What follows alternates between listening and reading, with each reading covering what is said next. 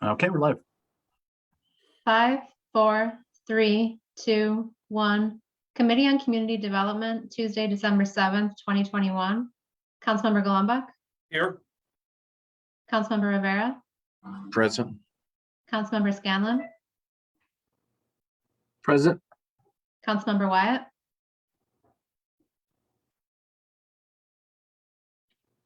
quorum is present. Okay, from the top, please. Item 1, Olmsted Parks Conservancy Special Event Fee Waivers in 2022. Items open. Okay, this item is open. I think we have Stephanie here. Yes, there you are. Stephanie, you have the floor and welcome to council, sort of. It's new council. I wanted to thank you for this opportunity. In our contract, you all have been so generous to allow us every year to really present to you what we think some market pricing on things are. But I threw in a special request this year. So I appreciate you. Oh, I've got sun in my eyes. So I appreciate you entertaining this, but we have a special year coming up next year with Olmsted's 200th birthday. There's going to be a lot of national attention brought on Buffalo, and we know that there's going to be a lot of special events. And every year we do a handful of special events. We wind up asking common council members in their districts to please waive those special event fees for us, even though they're happening by us in the parks that we're maintaining. So I wanted to put forth to council to please consider 6 special event waivers off the top that hopefully wouldn't impact you all. Because we're having to ask for special event waivers, we know that you're not able to then offer as many to the other nonprofits that are having activities in the parks or anywhere else. So we would like to it's a special request. It's not something necessarily that I'm prepared to do every year, although if you're really amicable about it, then maybe we could talk about something like this. But anyway, I wanted to put forth that the Olmsted Parks Conservancy be given 6 waivers for next year at the start of the year so that we can do our planning for Olmsted 200 properly and not impact the rest of the community that will be needing special event waivers. Okay. Any of my colleagues have any comments? I don't have the item in front of me, Stephanie, but in the document that we're speaking on, does it have the information about the events yet or no? So the events calendar is still being generated. Okay. But it is item C in the packet that we provided. It's an attachment. It's Exhibit C for the waiver. I can give you an example. Last year, we created a great partnership with the Buffalo Philharmonic Orchestra, and we were able to offer free concerts in every single one of the Olmsted parks. And then we had to go out and solicit you all for waivers for those public events. And we just know that with the 200th birthday, we're going to have more things like that happening, and it would just be more proactive to get some waivers to start as we do our planning. Okay. Yeah, I know that those were what you did in Riverside Park. I thought were very, very successful. I only caught the tail half end of the Philharmonic. I forget, I had a conflict with that, but I got to see the very end, and I was happy with the number of people that were there. And I think wasn't ours postponed and rescheduled because of rain or something. Yeah. So that was the only thing I was nervous about because we had changed it. So, but yeah, I for one am supportive. Mr. Scanlon. Thank you, Mr. Chair. Stephanie, you're referencing 6 events. Is that all you're going to be looking for? Are you looking for a blanket fee waiver for the year? Would you entertain that? I'm asking for 6. Coming at it. I didn't freeze either there. I know. I think it's reasonable to start with 6. I know we're probably going to ask for more, but I didn't want to come out too greedy. But a blanket waiver for the year would be outstanding, considering it is a special year. I wasn't offering one. I was just trying to get on the same page. No worries. We'll start with 6. I think that would be what's appropriate. Okay. Mr. Rivera, question or? Mr. Chair, I'm just trying to get an idea how much it would cost. to us and the city to give us an idea. I certainly don't oppose the fee waivers because they've held events in my park and I've supported them, including the Philharmonic. So I'm trying to get an idea. And you're asking the council members that have homestead parks within their districts. Correct. So that makes a few of us. So I imagine trying to figure out exactly what it means in terms of dollars and cents so we can allocate the money, at least my portion of it. So if we can just kind of narrow it down, then it makes it easier for us to project in our budgets how much we can set aside for it. Okay, is there anybody else? Okay, I think that we could table this item.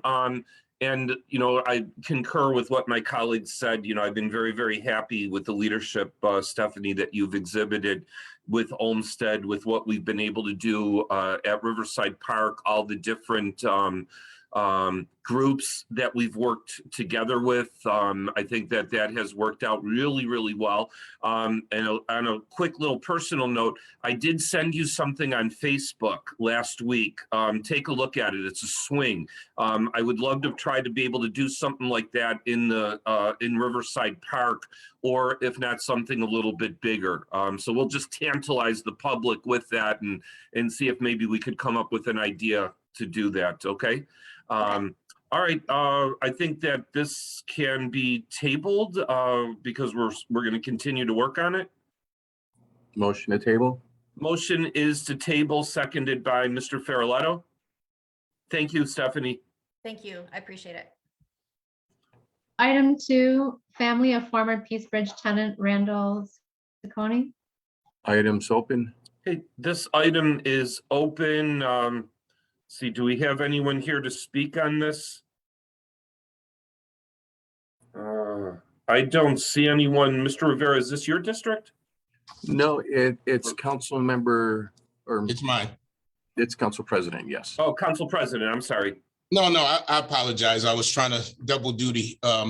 We can receive and file this, and just for the record, the reason I'm receiving file, this is about the Peace Bridge tenants over in the Peace Bridge Apartments, and it was letters that they filed and from a family of a tenant member who passed about the landlord who new owners who were putting them out and who was giving them a very limited amount of moving money. I'm happy to report that the landlord and the new owners have met with tenants. I don't know where it ended up, but their liaison did call me last week to thank us, the advocates, the city of Buffalo, Harold Cardwell, and others everybody, and Assembly Member Rivera, who helped the tenants. And the landlord has changed their tune. And so when somebody starts to do something right, I celebrate that just as well as I would, holler if they weren't. So we can receive and file that. If they don't follow through with it, we'll bring an item back. Thank you, Mr. Chairman. Okay, motion is to receive and file, seconded by Mr. Rivera.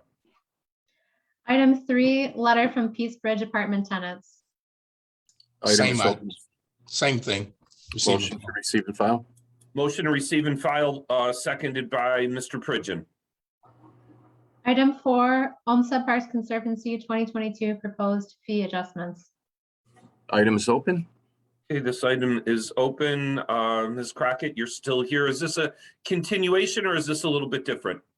So the request for special event fee waiver was something special. This is directly attributed to our contract agreement with the city and our ability to present to you new fees for the year.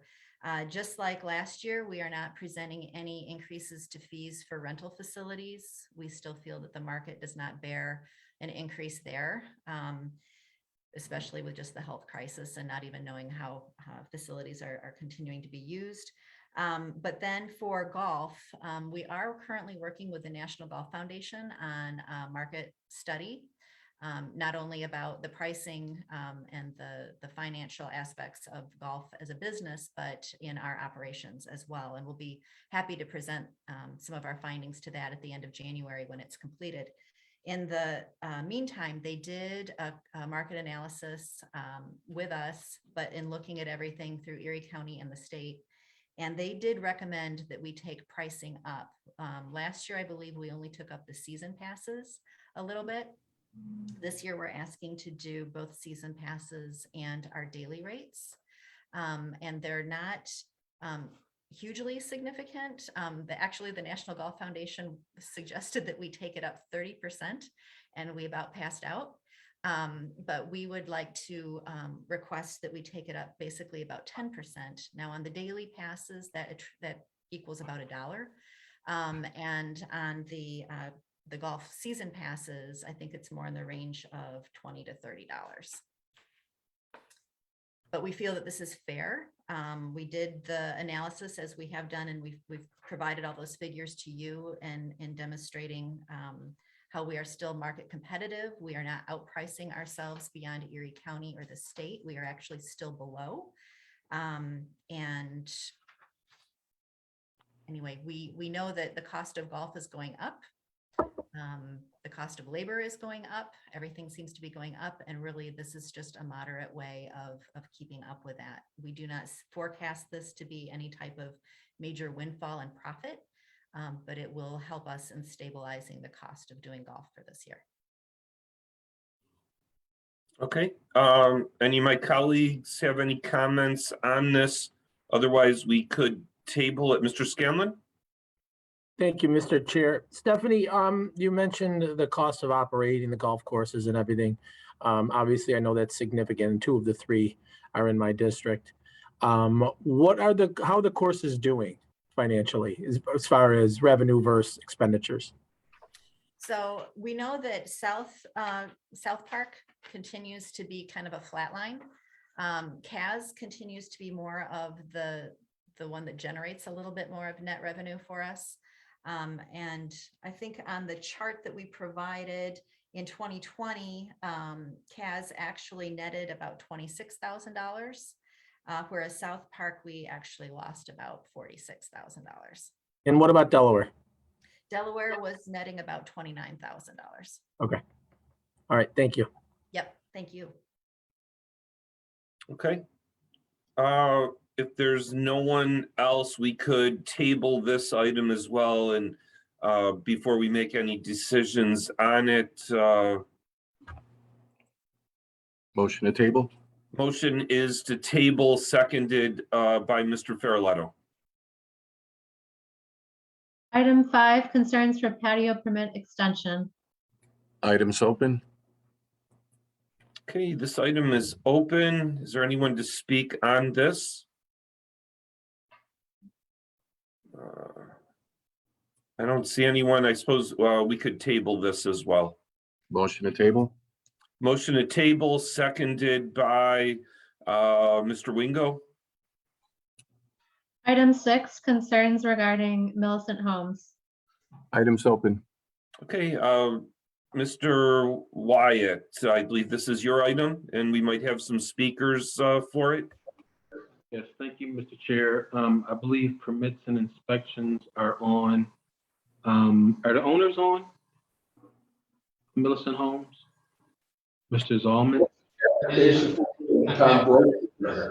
Okay, thank you for joining us.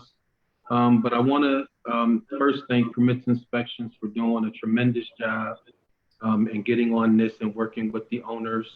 What I've heard from the Deputy Director of Permits and Inspections is that the ownership has been very supportive of doing things and improving the property. And as a matter of fact, a couple of weeks ago, I drove through there and I did see some improvements. I mean, I saw the grass was cut, I saw some hedges trimmed, and that's all I'm asking. And I think Permits and Inspections have said they want to just see continued improvement. And I'll leave Dave for time to talk about that. But again, thank you for coming on, because I think that was one of the things that I said I needed to have for your cooperation, is that the residents knew that we talked to you and that you're partnering with us to make some improvements. This property has been in poor shape over the last several years. And I know you just purchased it in August, but again, I'm glad to see that you are working with, I Department of Permits and Inspections to improve the property. And I know it may take a little while, but I think keeping the residents aware of what you're doing will make me happy. And I think that will help them to believe in the new ownership. So thank you for being here. Tom, if I can have you or Dave speak up about it as well. Thank you so much. Thank you. Yeah, I'm just asking for Dave or Tom, if they could speak up. Yeah, sure. So the initial meeting where we had a number of complaints, I think it was a Blackwell meeting. We've addressed those complaints, and as you know, we were out there in force, and we definitely addressed the concerns of the tenants. And honestly, going through there, it didn't really look that bad. I mean, there's definitely issues, but they're all kind of like a little bit of here, a little bit there. But there's 118 units, I believe. So like you said, it's going to take time. But the new owners are very responsive. We have contact information. If I call them in the morning, they'll call me back 5 minutes later. I did send a letter of violation or an order to remedy, and they did check off sections that were completed. Of course, we're going to go out there and inspect it. You know, I mean, I want to take your word for it, but we have to actually come there and look at it, you know. And it's kind of working out pretty good. I believe that, I mean, it's a positive spin here. They are definitely returning our calls and dealing with the violations that we have cited. And I believe they're going through every apartment. You know, the main issue was the smoke detectors, CO detectors, life safety stuff that has to be taken care of immediately. And they are working on that. And they did give us a list of areas that they did fix, you know, the ones that we pointed out. Plus, they're going through all of the other apartments and make sure, because if it's in these apartments that we looked at, every apartment must have the same issue. And a lot of it was, you know, maybe the tenant pulling the batteries out or pulling down the actual detectors. But most of it, some of it was, you know, there were some missing smoke detectors and CO detectors, and we had to definitely get that, you know, in line with the life safety stuff. So. Go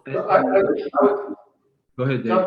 I could just add, we've asked for a 2-week update from the owners, and I would like them to confirm that while we're in this meeting today. That we get a regular update from them. Yes, I will be updating in 2 weeks from now. Another update. Is that a written, you asking for Dave, are you asking for a written update or just a verbal? Yeah, send it to them today. Excellent, Via email. excellent. Just want to ask a couple of questions, Mr. Zalman, regarding, I know there was some serious issues regarding heating in some of the, a couple of apartments, as well as hot water tanks and the mold. Have we addressed those issues with those tenants? What? I have one of my managers who wants to know about the mold to test and mold days after. Yes, of course. We did. They did a test on that, I think. Okay, is that something permits and inspections are looking at today? Well, you know, when we went out, I don't believe, because I did the initial letter or order to remedy, and I don't believe there was mold on that letter, but we did get a complaint yesterday in unit 260, mold in the bedroom. So we have an inspector going out there tomorrow to check that out. Okay, But again, you know, the owners are responsive. So if we do see something that you know, you really can't tell mold by looking at it, but okay, you need a water source to keep that mold alive. So we have to do the inspection and see what's going on. okay. Mr. Zalman, my letter asked for documentation as far as transfer of ownership. Do you have that information? I mean, can you, because I would like that if you could submit that to us, because I asked for it in writing. I have the letter in front of me. I'll review it once again. I don't remember anything, any request, but I'll review it and send it in today. Okay. It's requesting. Okay. We can check. So, I mean, next year, which is only a couple of days away, weeks away, I would like to have a community meeting, but I'll give you time to continue to work with permits and inspections, because I wanted the residents to hear and to see what you are doing. I know that you all weren't able to make it in October for a meeting, but I'm hoping to have a meeting in February if our COVID numbers don't continue to go up, to again have you engage with the residents on the progress. And again, I just want to thank you for your cooperation, and I'm just looking forward to continue working with you. Okay, thank you so much. Thank you, Mr. Chair. We can table. Okay, thank you. Thank you, gentlemen, for joining. Motion is to table by Mr. Wyatt, seconded by Mr. Rivera.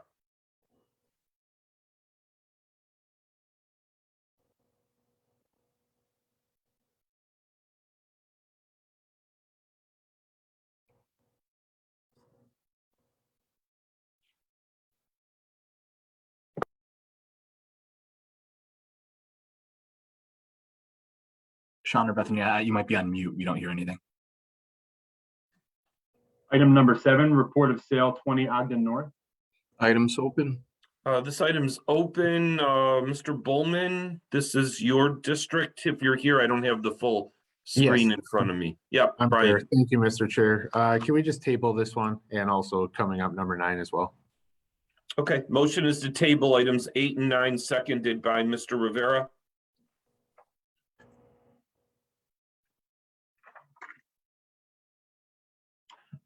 That may have been item 7. 7 and 9. Okay, Items Oh, 7 and I'm 9. sorry.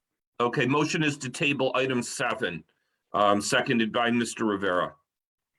item number 8, report of sale 591 Wyoming. Items open. This item's open. It's a Maston district. Mr. Wingo?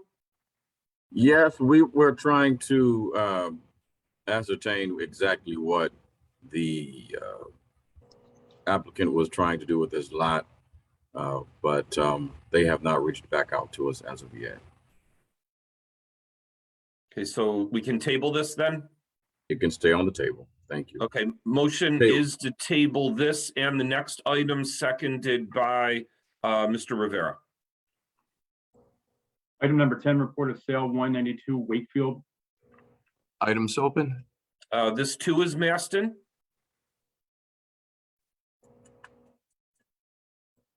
Ten, 11, and 12 are Okay, so Maston. 10 will be a table.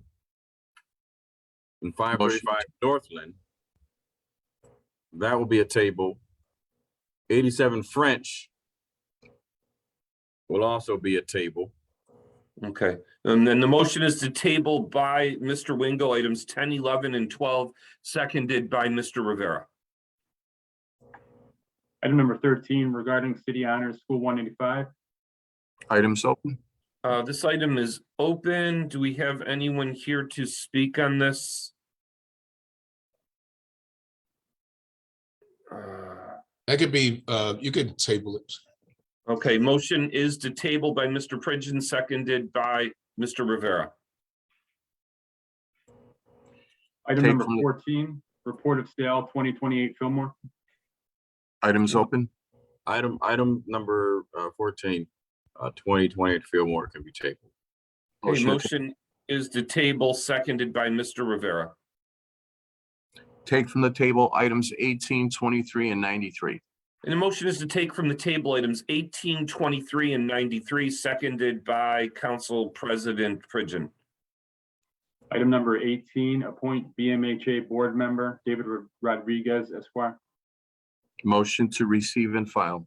Motion is to receive and file, seconded by Mr. Scanlon. Item number 23, report of sale 3241 Bailey. Items open. This item's open. Mr. Wyatt, it's your district. I think you're still with us, although I don't have everybody on my screen. Motion to approve, Mr. Chair. I'm sorry, what was that, Mr. Wyatt? Motion to approve. Okay, motion is to approve, seconded by Mr. Rivera.